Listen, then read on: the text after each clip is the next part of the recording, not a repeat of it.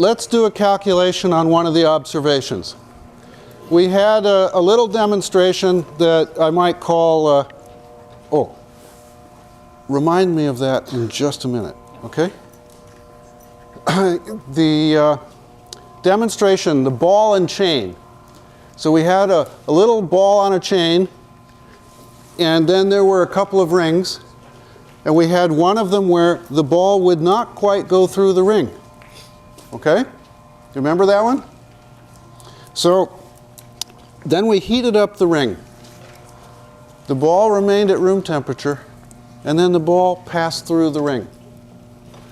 So that means the ring expanded. So I want to do a little bit with thermal expansion based on that, and then do the rubber issue from that eraser that I just saw drop to remind me, okay? So, let's use wider chalk. Excuse me, where's the, aha. Okay, can you see me now? Yes. I'm just playing off that stupid ass commercial. Okay, so thermal expansion.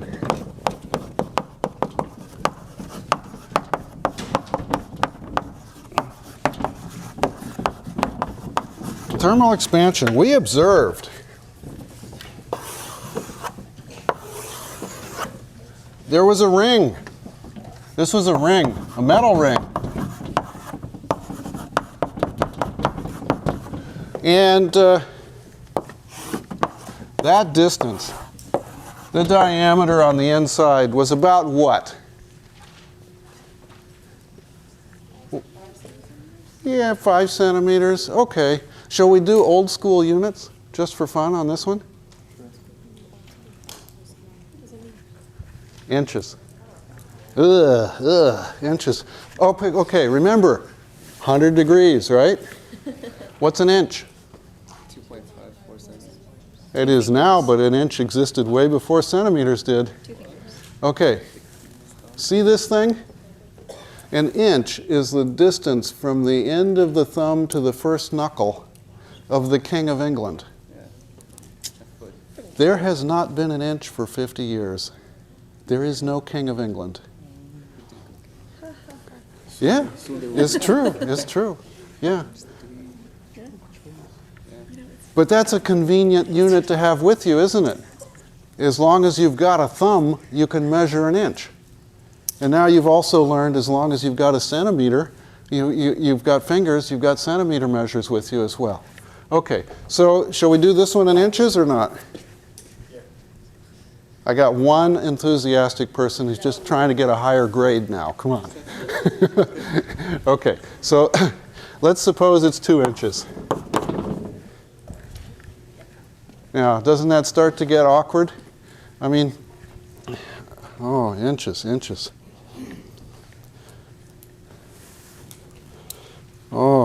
Let's see. How many in a dozen? 12. Why would we use base 12? Because we're weird. Yes, that's the way we think about it now. Now, I just had an inch to carry with me. How would I take my calculator with me? Okay, knucklehead, here I am. 1, 2, 3, 4, 5, 6, 7, 8, 9, 10, 11, 12. Counting the flats between the knuckles, I got 12 of them on this hand, don't I? Base 12. How many seconds in a minute? 65 times 12.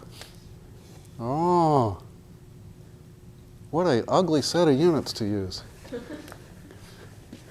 Okay. Now come up with how many days in a week. That one's not so easy.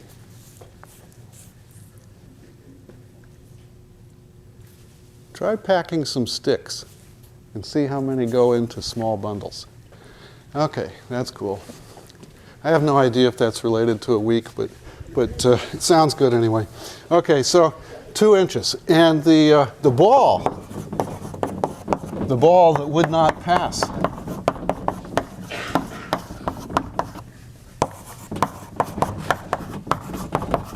pass through the ring until heated.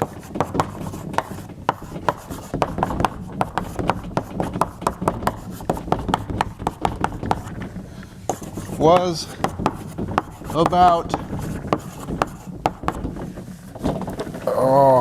diameter of the ball. Let's put a diameter for the ring and call it d sub ring to make it a little clearer. And d sub ball was about 2.004 inches. It was about 4/1000ths of an inch too big to fit through. There's only one other person in the room who was close enough to see if it was really pretty close like that. Was it really pretty close like that? Okay, so we have a ballpark estimate here for the ball. Okay? Now, we observed an expansion.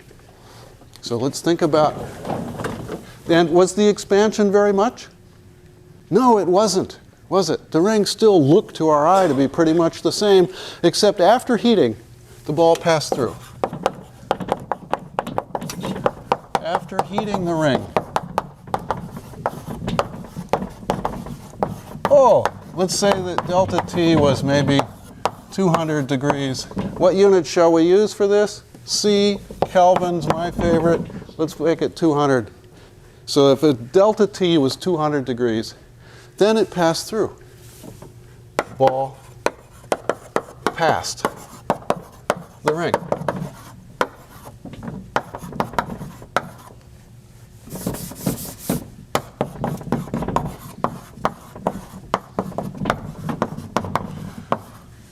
So we started out with some distance, say, and this is our unheated ring diameter. We'll go to this particular concept. So that's D sub ring. After we get done thinking about this ring, the book uses L's instead of D's. So now I got to try to keep it somewhat consistent both ways. Anyway, the unheated ring is that. And then after heating, the length goes to something bigger.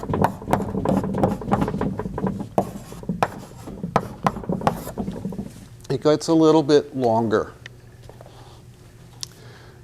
So when we look at an equation like this, let's let it talk to us a little and see if it kind of makes sense that I've written something down that looks like this. That is to say, if there's no change in temperature and delta T is 0, it says that the length is L naught times 1. That's equal to L naught, the diameter of the ring, D sub ring, in the application. So if there's no change in the length, we expect the length to be unchanged. We get L naught back.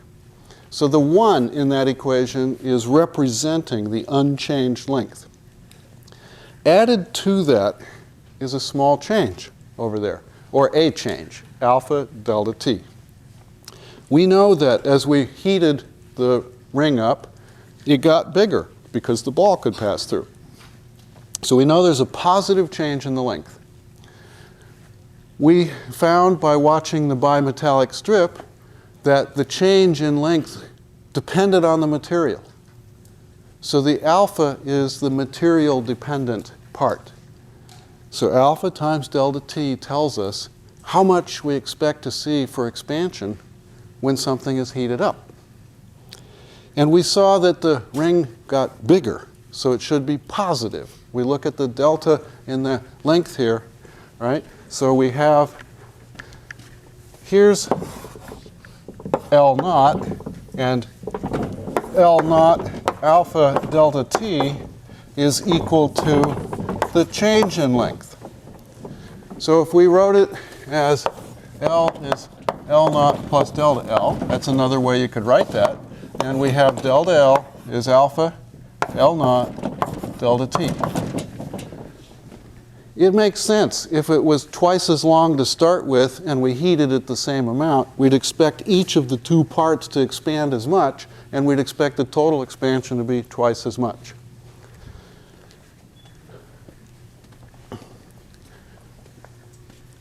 Let's make an estimate from alpha from our observation. We made an observation for the ring and ball. Demo. Let's see. Delta, the change in d of the ring would be alpha d naught times the change in temperature.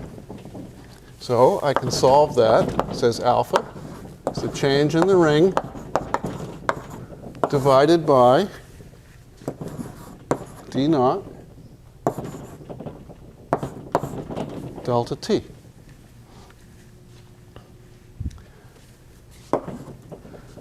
This is 4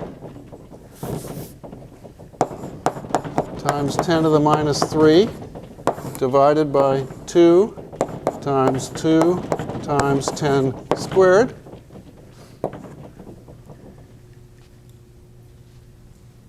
Is what?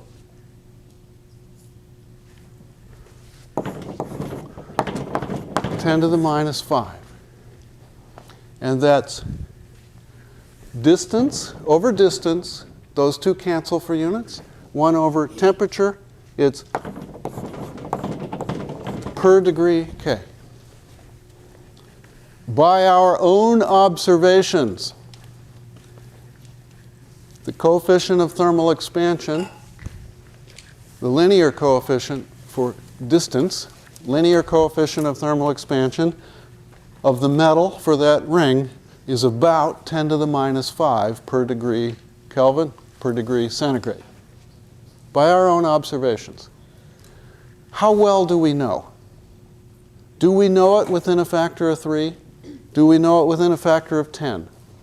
The biggest uncertainty right now in your mind is probably how much bigger was the ball to start with? Did I get that 4/1000th of an inch eyeball guess correct or not? Factor of 2 or 3 could readily be there. And the other one is, how hot did the ring get? We put a torch on it. You know it can't be hotter than the torch. And it wasn't colder than the room. That's where we started. So those two do lead to some uncertainty, don't they? And maybe it's a factor of 3, factor of 6. We don't know exactly. But we're somewhere in the right ballpark. Now let's try to judge our answer as well. Does it make sense?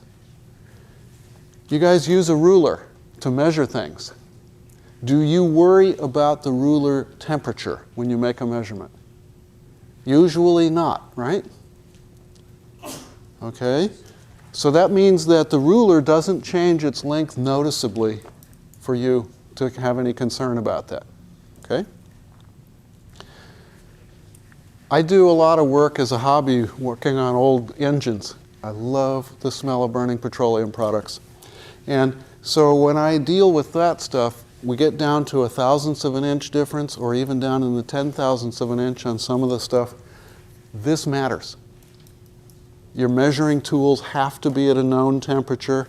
The materials you're measuring have to be at a known temperature, and then you make your measurements. 1/1000ths of an inch compared to things that are inches. So yes, okay, this coefficient 10 to the minus 5 makes sense. It's somewhere in that range. Metals, copper, steel, iron, typically their numbers for coefficient of thermal expansion are around 2 times 10 to the minus 5. Our quick calculation here is slightly low. And they're different for different materials. That's why the bimetallic strip bent when it was cooled or heated.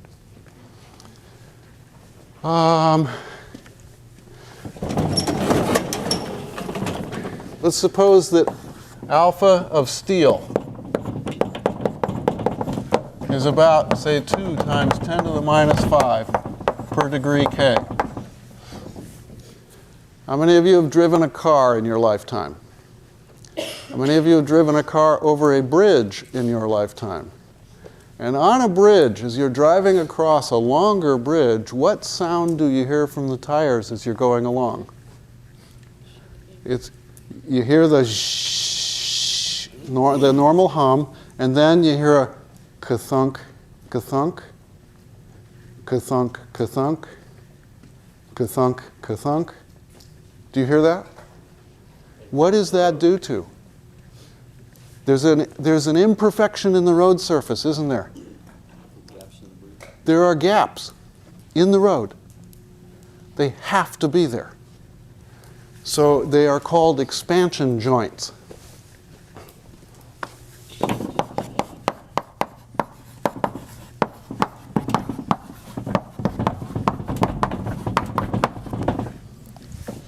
And they're made typically something like this.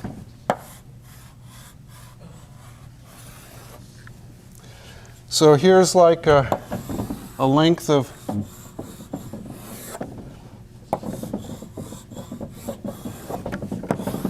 so here's a joint, right? Here's an expansion joint.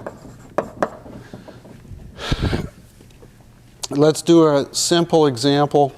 Let's suppose that the expansion joints, well, they don't make them at these, they're usually less than this. Let's suppose it's 100 meters between them, okay? 100 meters. Suppose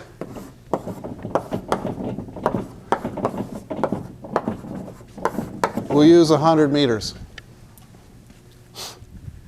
That means that the steel in the bridge, at night, it goes to bed. It sleeps. And it's cool outside. And then during the day, the sun comes up and the bridge becomes active. Goes out for a morning stretch. And then as the sun hits the bridge for a while, the sun is providing up to typically 1 kilowatt per square meter. Does the bridge surface get too hot to put your hands on sometime?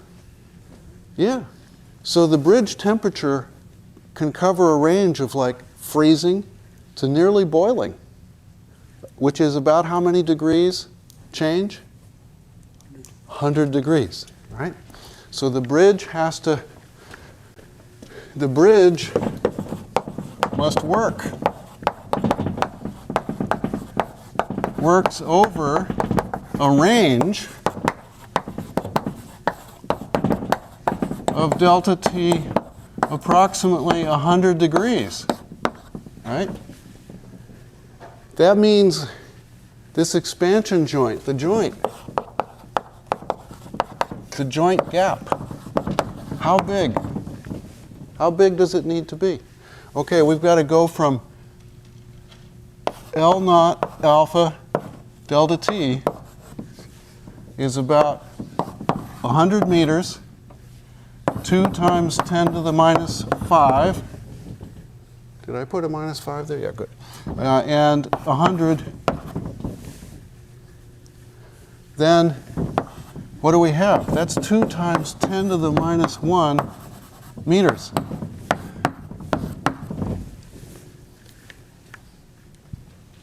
Well, that's 20 centimeters. 20 centimeters. Is your car going to go across a hole 20 centimeters? Not easily. And what if you're walking and you put your foot sideways in that? Now you're stuck on the bridge till the next truck comes, right? What if you're riding a bicycle? The tire drops in. That's too big a gap to be able to have at one place. So they put them closer than that. The 100 meters is too far apart. They've got to be put more frequently than that if the bridge has that kind of temperature variation. Now here's a place where getting a factor of 2 right, a factor of 10% right, makes a lot of difference. Because if you made it where the gap was just 10% too small, and the bridge warmed up and got too hot for the day, then those two joints have zero clearance, the elements of the bridge are crushing each other, that can break the bridge. Yeah, question? Didn't that happen in Chicago because they didn't like calculate like the sick bay or something? It can happen in all kinds of places with this stuff.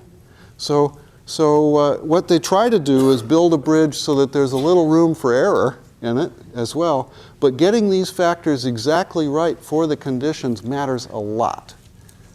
Engineers are very good at getting these next level of details down quite well, but they don't get it perfect all the time. They try hard, but they don't get it perfect all the time. We don't get our science right all the time, right? Okay, it happens. So, bridges, very important for that. Let's see now. The eraser, please. These coefficients of thermal expansion, I'm going to give you a live in fear example in a second. Okay, this is an eraser, a rubber kind of thing, right? You know a rubber band? If you take a rubber band and heat it up, the rubber band does exactly the opposite. It shrinks. So don't wrap yourself in rubber bands and then go into a sauna. It's a bad idea. You'll get suffocated. You won't be able to breathe. Rubber in these long chain polymers, imagine, you have a belt on? No. If I take okay. Here's a long chain polymer, right? Like a rubber in there, all right? And now imagine the distance between my two hands now for the belt, right? That we're using as an example. Now I want the belt to get heated up. It's pretty cold. There's not much thermal motion there, is there? Now heat the belt. It's got to get wiggling. In the middle. Just now wiggle it a lot. So we get a lot of kinetic energy going in the middle. What has to happen to the distance between my two hands? It has to get smaller, right? So a very long chain polymer, when it heats up, is going to shrink. That means that they have a negative coefficient of thermal expansion for that kind of material. So it doesn't have to be positive. It can be negative.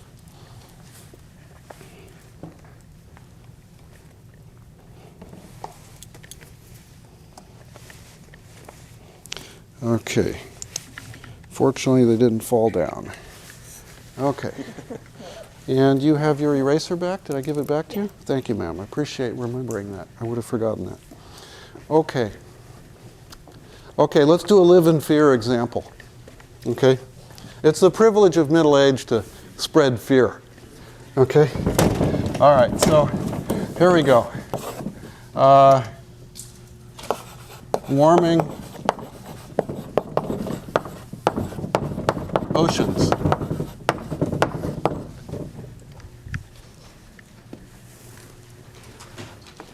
Over my lifetime, I have observed that the surface of the planet where I live is warming up. Yes, ma'am? Sorry, going back to the original problem then, I know we solved for alpha, but in terms of like a test question or some homework problem that requires to solve for d, like the original diameter, are we going to be given the coefficient? Good question. Because, like we just did the quiz and there was nothing supplied at all, was there? So for the midterm and the final, you can bring in whatever notes you want. You can bring in whatever notes you want. As long as they're on a piece of paper, you can print them and bring them in. You just can't bring the textbook, can't bring an electronic copy of the textbook. But that doesn't prevent you from copying out a few numbers from tables in it, right? So some numbers I think you should know. Like that there are pi times 10 to the 7th seconds per year is a good number you should know, right? It's actually 3.16, okay? But a number like this coefficient of thermal expansion, I think the really important thing is that you recognize that it's very small. So if you tell me that it's equal to 1, I'm going to say, no, I'm sorry, that doesn't work. But then asking about whether it's 2 10 to the minus 5 or few 10 to the minus 6 or something like that, it's not reasonable for me to have you focusing on that. I want you learning the physics, okay? So there's somewhere in between on that stuff, but you can try to put down a set of notes that gives you reasonable guidance for the midterm and the final on that. Okay. I hope that answered, albeit not really quite as well as you might like. Okay. So, warming oceans. I have observed over my lifetime that spring now happens much earlier, about 4 to 6 weeks earlier than it used to here in Southern California. And, oh, I hear voices. Okay, so the warming oceans. Here's the Earth. What's that? That's us, right? Okay, here's the ocean. Pacific. What does Pacific mean? Peaceful. Watch out when people put labels on things. It's not always that way. Okay, so now the Pacific Ocean. How deep is the ocean?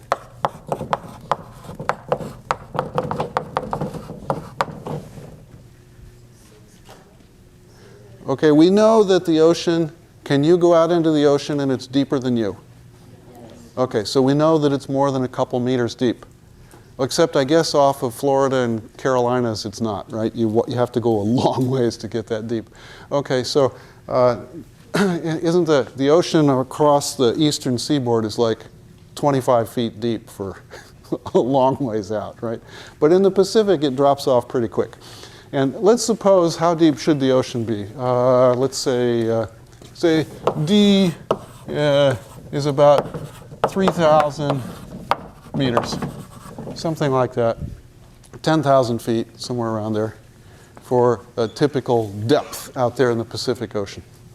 Now, it varies. It's not that deep other places, and it's deeper some others.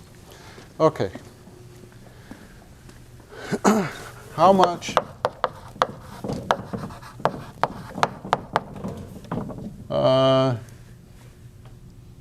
how much ocean surface rise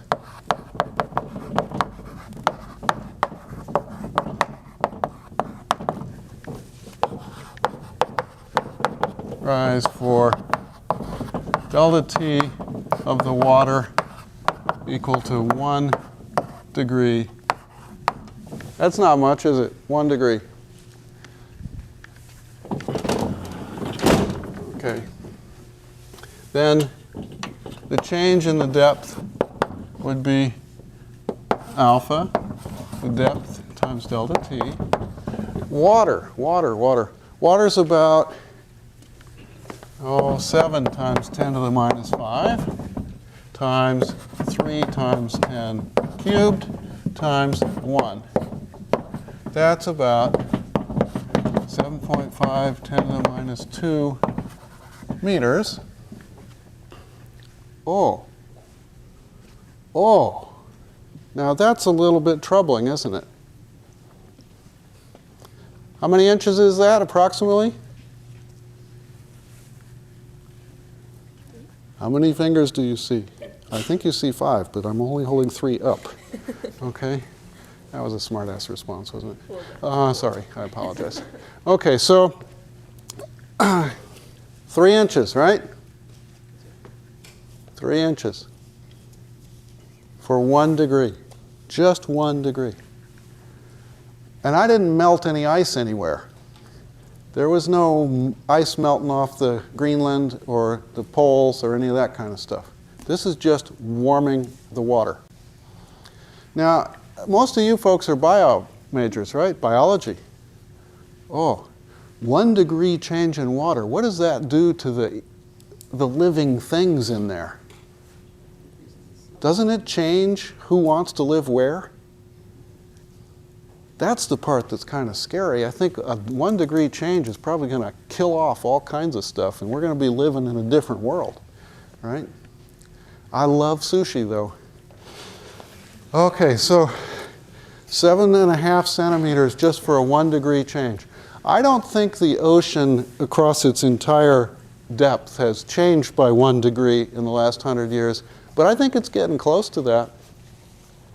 And the sea level rise does happen It is causing problems around the world. And I asked a friend of mine, this guy named Sherry Rowland, you know, the Rowland Hall is named after him. He was a very smart guy. And so I always like to ask obscure questions. I said, Sherry, I do this quick calculation. I see the ocean should be rising. Why is it I've never seen a change here in Irvine? Yeah, and I'm at Newport, right? Because there's no ocean right here. So anyway, he said, well, I don't know. You're right. Then he says, oh, maybe the ground has been rising here fast enough to equal it out or overcome it. I thought that was a good point. We live here in earthquake territory, right? So there is a lot of change in the ground structure over time. And we do live on the Newport-Englewood Fault here, right? If you need to go to the hospital after an earthquake, don't go to Hogue. Hogue is on the Newport-Englewood Fault. It won't be functioning, okay? So, yeah. Okay. This stuff is happening, and I'm not telling you the politics one way or another, but I am telling you that's an observable effect at that level, and it has been observed. So enjoy the warmer climate. Personally, summer is my favorite season.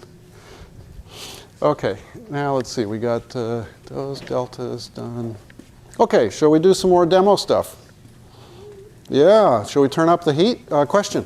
I just have a quick question. How'd you get 7.5? By doing some stupid multiplication. What should that be? 2. Should be a 2. Should be a 21. I don't know how I got, oh, you know how I got that? I was thinking about the water coefficient. So this is 21, right? So it's on the order of 20 centimeters if we get a full degree. Something like that. Thank you for correcting the math. I appreciate it. I would have only gotten 4 points on that quiz problem. Right? I got the numbers wrong. Is it okay now? Are we good now? Okay. Yes. Question? I just wonder about the wave go up and down, like you have sunrise, it's go down, then the moon comes, it's go up. Yes. Live with the gravity to it beside the temperature. Oh, the gravity part does lead to the tides. And the tides are very complicated to figure out. That's an old problem. And the way people solve that one is by measuring it and making charts and not worrying too much about it. But, you know, the sun pulls things real hard, right? And the moon pulls things real hard. And so the tide goes up and down. And it has this pattern between the two. And we get the really high tides sometimes in Newport. You see the super high tides, the water comes in through the street drains and floods the streets. And this is why I know that it hasn't really changed much here, because the flood on the streets usually does not go over the curb when that happens. And here's the entire range it could be, and it still stays just below the curbs now compared to when I was your age. So it's not changing that much for the super high tides. But tides are a difficult thing to understand. And the tidal flow is more than this by a long shot, right? Changes a couple meters, in some places even more. I went to go camping one time.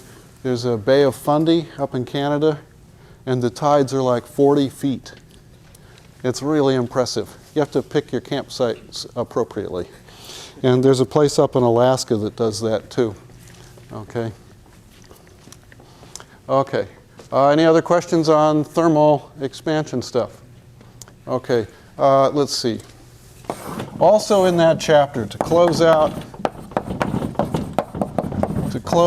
our what is that? Chapter 17. We got our PV equals, what do you guys like to use? nRT nKT P equals nKT. What am I doing here?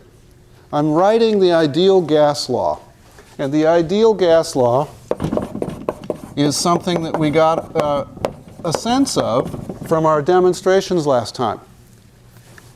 We showed for this that if we increase the volume, we started somewhere here, and we increased the volume, the pressure went down. We decreased the volume, the pressure went up.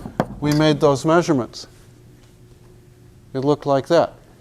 We made another set of measurements where we kept the volume constant, and we looked at the pressure versus temperature, and the pressure went up when we heated it. That was the ball that we had on the end of the stick and heated the ball up. So we've shown the plausibility of the ideal gas law, that PV equals nRT equals nKT. Now, I have written this in two ways to cause you trouble. N, N, N. Two of those N's look the same, don't they? And they're not. The one on the left, nRT, is where the pressure times the volume is the number of moles.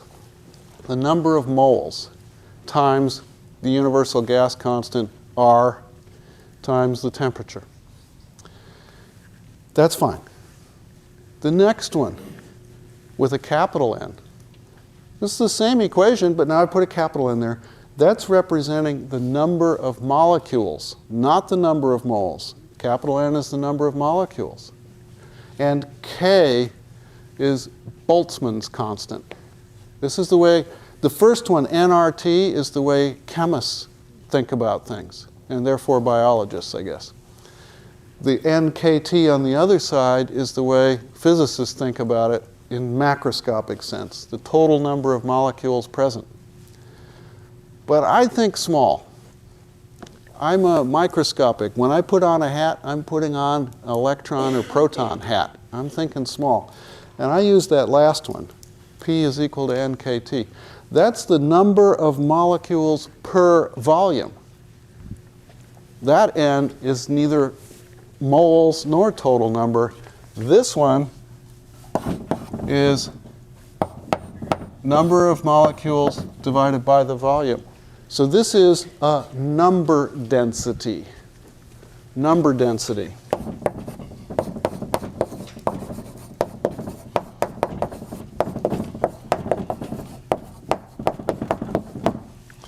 This Boltzmann constant is 1.38 times 10 to the minus 23 joules per Kelvin. It's a number. There is a story with that number. Be very cautious when you study things that go along this line.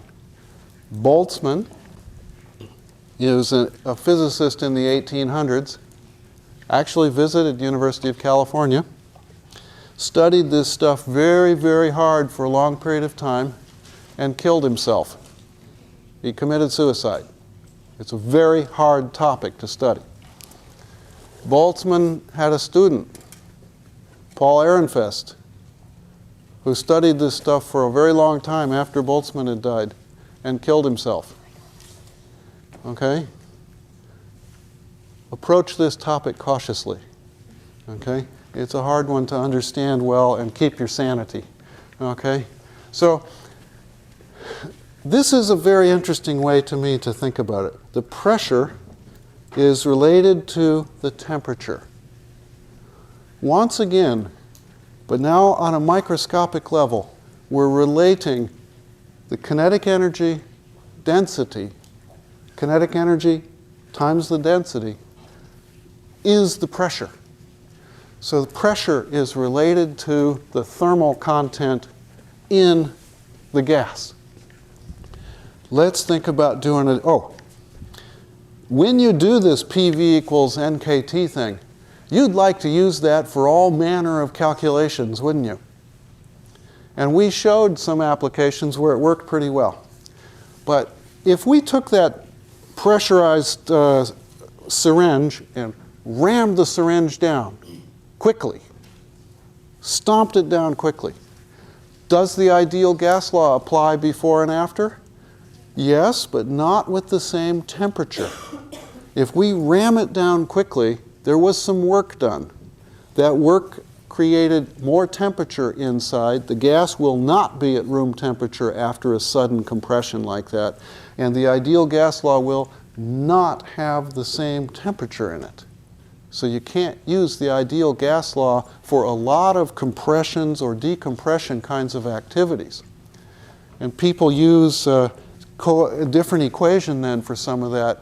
If you can do something quickly and no heat flows in or out of the process, it's called adiabatic. Wonderful word, right? Adiabatic processes. And then you write them down. Those go PV to the gamma. Oh, glazing over eyes now, right? Feeling a little crabby today for that, huh? Okay, so you've heard that one 100 times. So but it's still good, you know. It's still good. Okay, so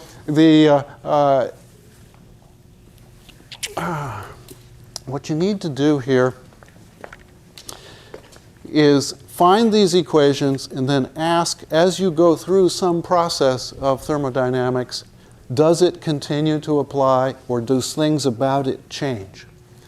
When you get in your car and you drive off, I guarantee you that just about any physics textbook you look up is going to say, oh, the compression and expansion in the car is called an AutoCycle, O-T-T-O, not automobile, and it's an adiabatic expansion, and then everybody writes down the gamma constant is 5/3. No practicing engineer in any automotive company will survive to the next paycheck if they said that was correct. They will be fired, okay? So what you have to do is find out what the real world does, and it's different, substantially different from that, even though that's the easy one to teach in class, okay? So be always cautious about the range of validity for something. This is a beautiful equation. Oh, I got it from my physics book. It must be right. Well, it can be right, but does it apply to your circumstance? What's the range over which it applies? Keep that in mind. Okay, number of moles. Who has seen a mole? You must have, some of you. They're little animals that go around and dig holes and cause problems for people, right? Okay, how many molecules in a mole? 6.02 times 10 to the 23rd molecules per mole. It's like the only thing from chemistry I am able to remember. I don't know why, but I lucked out and I remembered something. Okay? So 6.02 10 to the 23rd molecules per mole. How much volume does one mole occupy? Excellent memory. 22.4 liters. Liters are cubic centimeters times 1,000, right? So 1,000 liters per cubic meter, that kind of stuff. Okay. How much air did you breathe in one breath? Did you measure it? Did you go home and measure it with a dry cleaner bag? Did you? You didn't, did you? That's why you're at least smiling. Always admit it, right? It's better to admit it. Nobody did? Okay, you guys, listen. It's like tearing the paper. It's not a hard thing to do. Go home, get the dry cleaner bag, and breathe into it a normal breath and see how big the little balloon you make is. It's going to be a few hundred cubic centimeters. The book talks about it being 2 liters per breath in one problem. That's crazy. I don't know where that guy came up with that number. Well, maybe he's a much bigger guy. I don't know. Okay. When we're breathing, how many molecules per cubic centimeter are in the air we are breathing?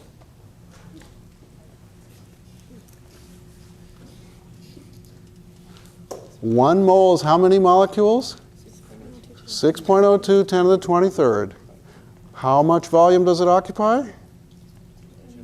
22.4 liters. What is 6 over 2? 3. Now you got to get the exponent right, don't you? Do you get 3 times 10 to the 19th per cubic meter? Yes. Is that what you got? You get 3 times 10 to the 22nd per cubic meter? What do you get? What do you get? 20. Do this calculation for yourself. Okay? We do lots and lots of examples. That's one. Just number divided by volume. and figure it out, okay? So that should give you an idea. You're sucking in these molecules. How many molecules are you sucking in per second, right? You should be able to do that now. Okay, enough of that stuff. Let's put on our molecular hats and do some demo stuff.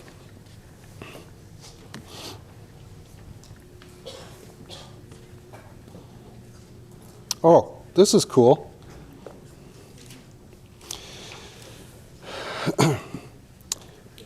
What do we have here? Oh, how gracious of you to volunteer. Come on down. And you are? Cassandra. Cassandra, thank you for helping. You weren't expecting that, I know. It's okay. You're fine. You're cool. All right, so what do you see in there? A balloon. A balloon, right? Does it have some air in it? Oh! What? It didn't work. I was trying to scare her.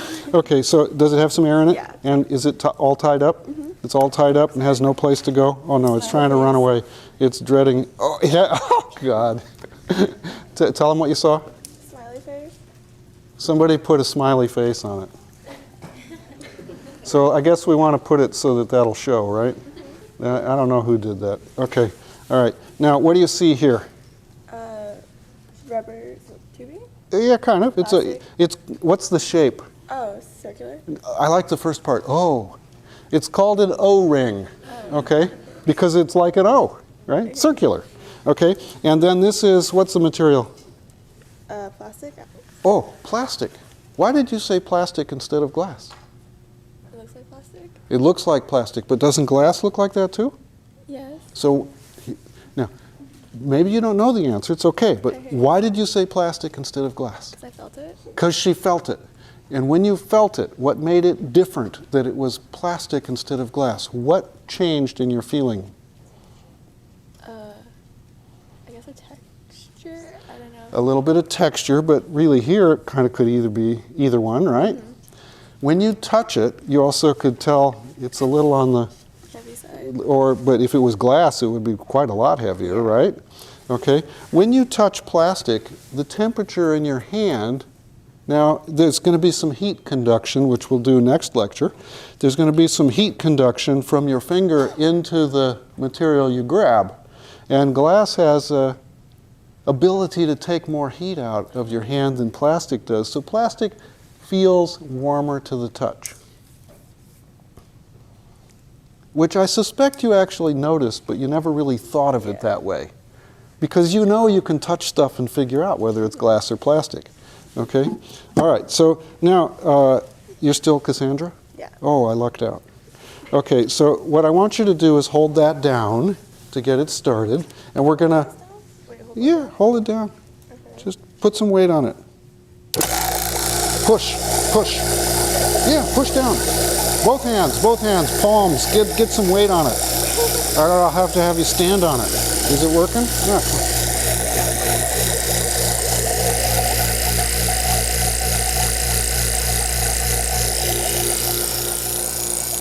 Okay, now I think you can stop holding it. What's happening? She has the best view, right?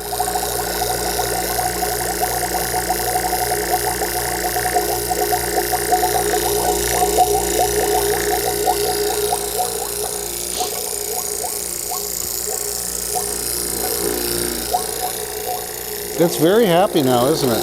Yeah.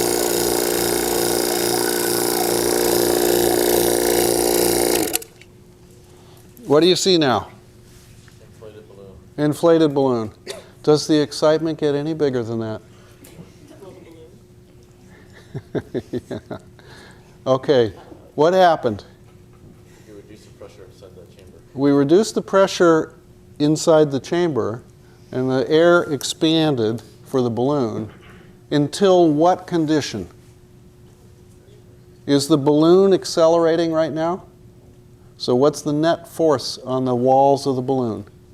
0. So the air pressure inside the balloon equals the air pressure on the outside plus the contracting shrink force, right? The spring-like nature of the rubber trying to pull itself back. Was that exciting? Very. I like that. That was good. Okay, let's try a different one, shall we? Okay.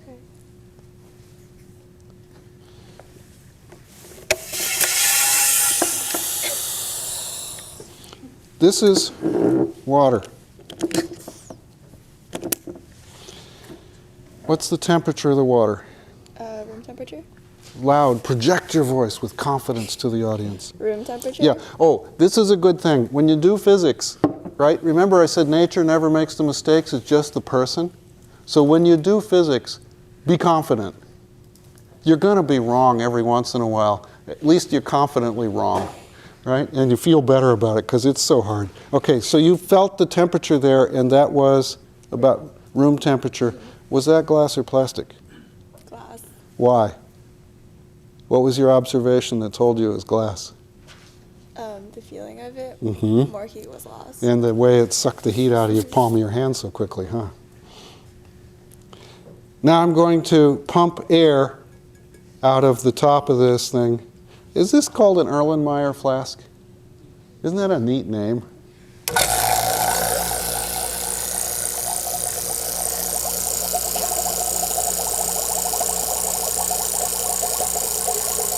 You thought the last one was dull? Wait till you watch this demo. Oh, what do we see happening here? Boiling. It's boiling. Oh, so come here, Cassandra. Put your hands out. I want you to touch that. What's the temperature? Still room temperature. Oh, but were you nervous that it might be too hot to hold? Yeah. Okay, so the mind is suggesting it's boiling. It must be too hot to touch. You can have a seat. Thank you very much, Cassandra. Okay, so now, let's see.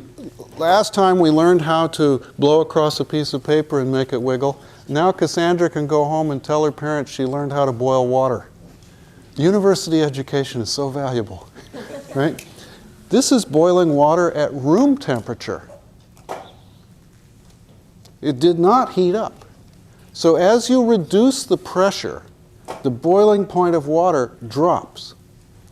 So that means if you go to live in Denver or Albuquerque, one of my favorite places, you go to Denver or Albuquerque, you're a mile high. In that case, the pressure is lower. It means the water boils at a lower temperature. So you get the different chemistry going on with different temperatures in cooking, which means the chemistry is going to be different. And at lower temperatures, chemistry usually takes longer to do something. And the air pressure is different, so your bubbles and things are a little different too. Okay, let's put a screen down. I think we're ready for that.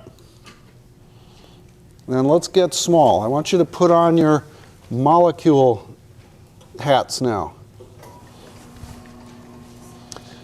How many of you have been to Disneyland?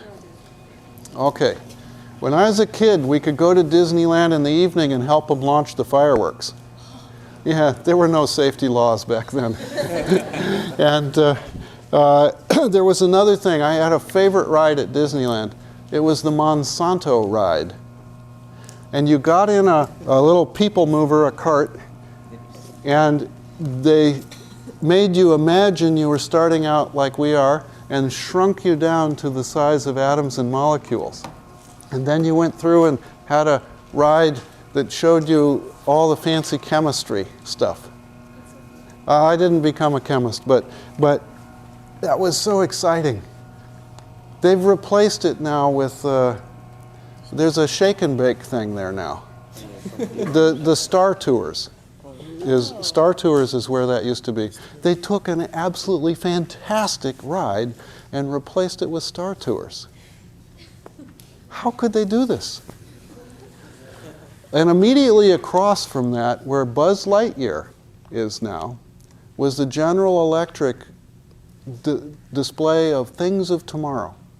And they had a telephone at one end with a camera that could speak to a telephone at the other end with a video screen. And you could do a face-to-face chat. Wow. That was really neat. My grandparents were born when people did not have refrigerators in America. Think about how fast technology changes.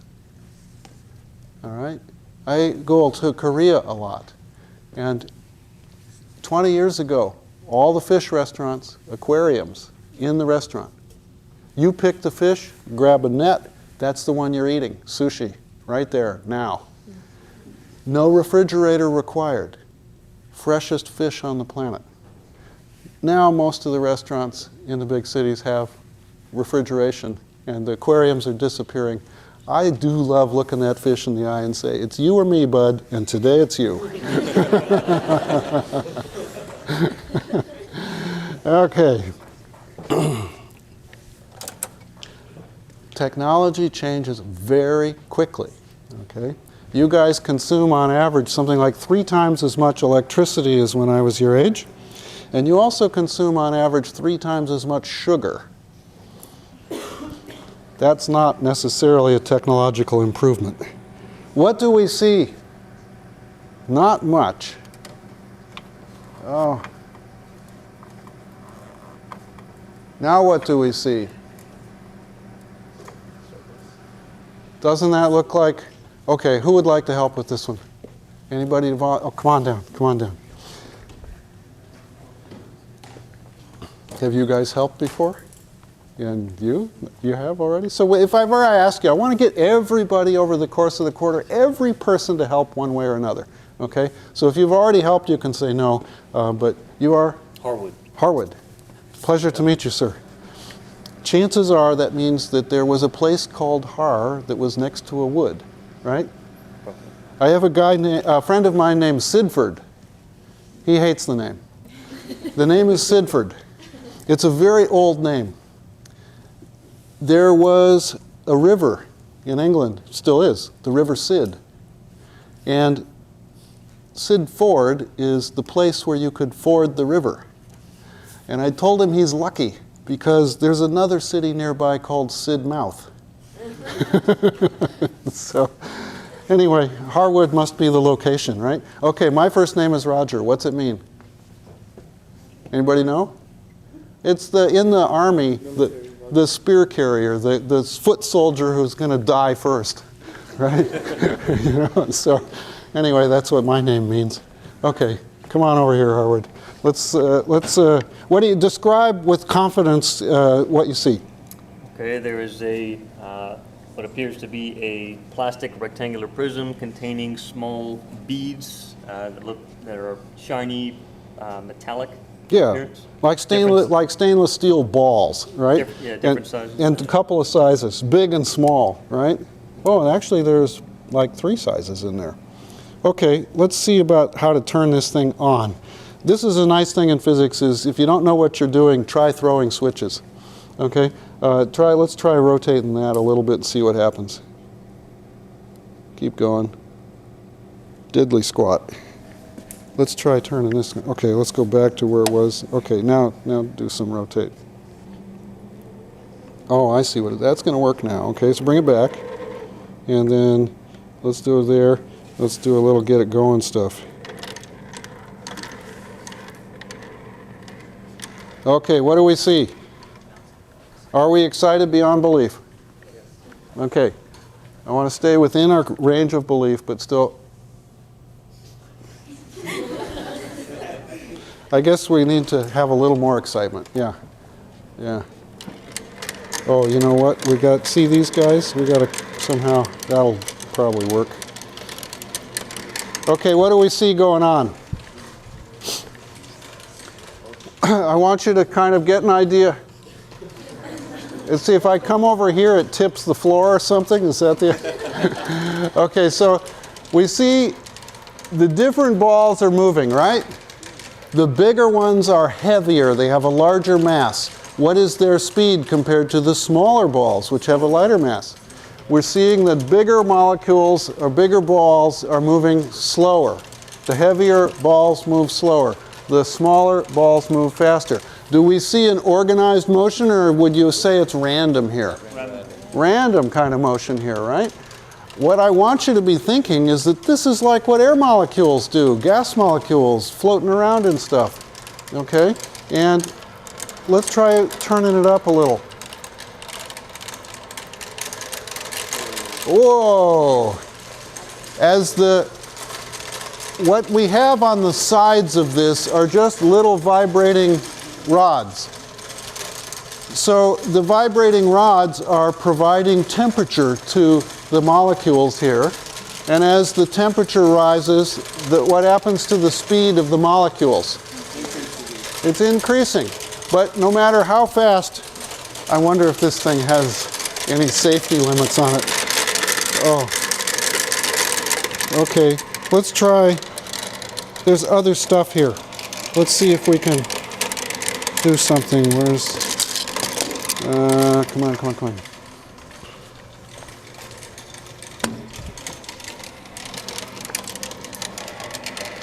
They took it away. Okay, so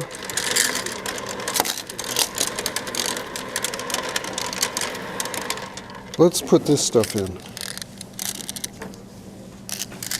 Go ahead, just pour it in there. Does that thing? I want that in there too. Yeah, put that in there. Okay. Now let's go again. What do you see there?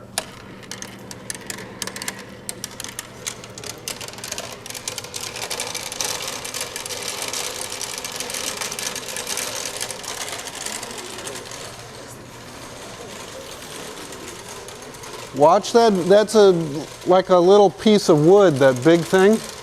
And as it gets hit from many directions, doesn't it?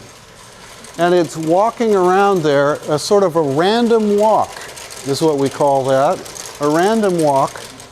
And this is under the name of what's called Brownian motion. And by the way, Sidford's last name is Brown. And so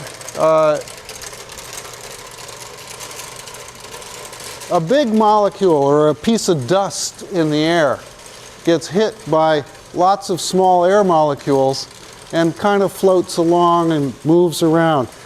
It has the random motion like that, causing it to move, but randomly and not going very far because it has the random stuff. And it also could move along if the overall flow, if there was an overall, oh, I don't want to do that. I was going to take the whole thing and just move it, right?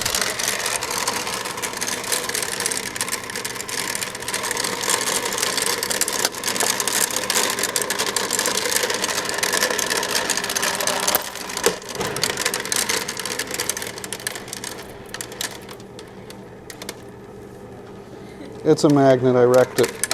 Okay, so let's see, what else have we got? Okay, thank you, Harwood, for the demonstration assistance. All right, you guys, we'll see you on Monday morning, right?